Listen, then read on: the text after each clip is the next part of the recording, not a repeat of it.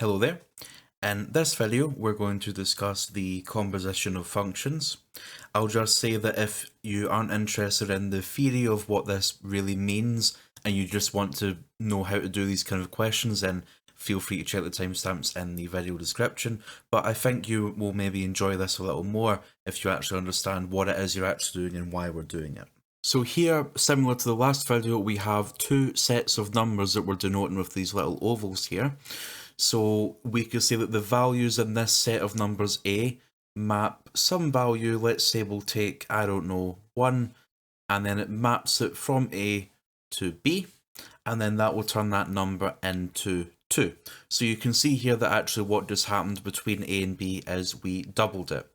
But then I want to introduce something new. What if I then said that this oval here, we take that as a new function and we map it to yet another function. So let's add an additional little oval here, which will be the range of a second function, okay? So we took the first function and we used the function f and mapped it over here to b.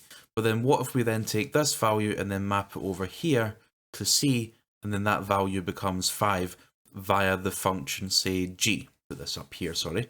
So what happened in this case is that we multiply by 2 there, and then here we actually add 3. But, so what if I wanted to skip all of this? So instead of doing a two-step process, I just go from A over to C, just like that, via the function, say, h. Alright? So let's look at what that might look like. So first of all, let's have a look at what f of x actually is. So here we can see that we just take the input and double it.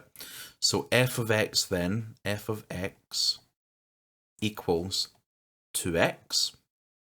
And the function g is you take the value of x here and you add 3. So g of x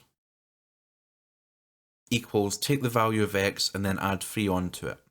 So if you were to combine these, so say h of x, which would be this function which skips straight to it, that would be 2x equals to 2x plus 3. So although we were able to get by with a visual demonstration there, it would be better if we actually used an example where we can generalize these ideas and find compositions of functions which are more complicated and we can't quite easily see what's going on.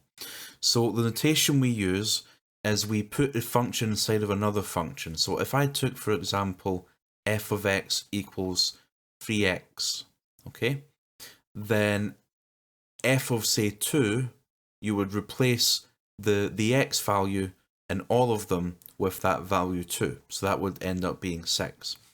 So in a similar fashion, what we actually say is that we read it like this. It will be f of g of x.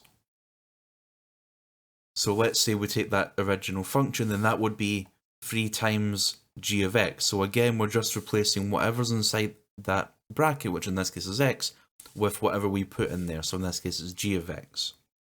So let me just kind of underline this.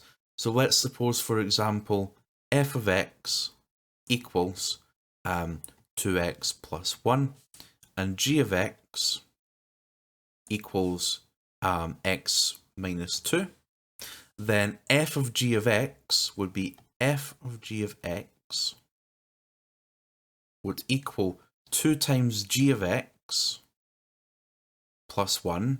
And we know what g of x is, that's x minus 2. So we sub this in here, and we'll get 2 bracket x minus 2 plus 1. And multiplying this out, we'll get 2x minus 4 plus 1, which in the end equals 2x minus 3. Taking a second example, let's suppose f of x is 1 over 3x and g of x is x cubed plus 1, and I want to find g of f of x, so not f of g of x like we had before, but g of f of x. So in this case, what we're doing is we're taking the function g and plugging f of x into that.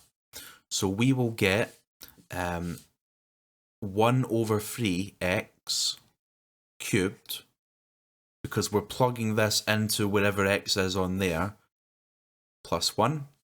And then simplifying that, that will be, well, we cube everything. This is just National 5 Indices rules. We cube the 1, which is 1, cube the 3, which is 27, cube the x, which is x cubed, and then plus 1. So here we have a final example where a of x is defined as 1 over x squared minus 4, b of x is x plus 2, and we are being asked to find the function m of x, which is equal to the composite function a of b of x. Now, you notice here that we are not using f and g and h, which are like sort of normal notation.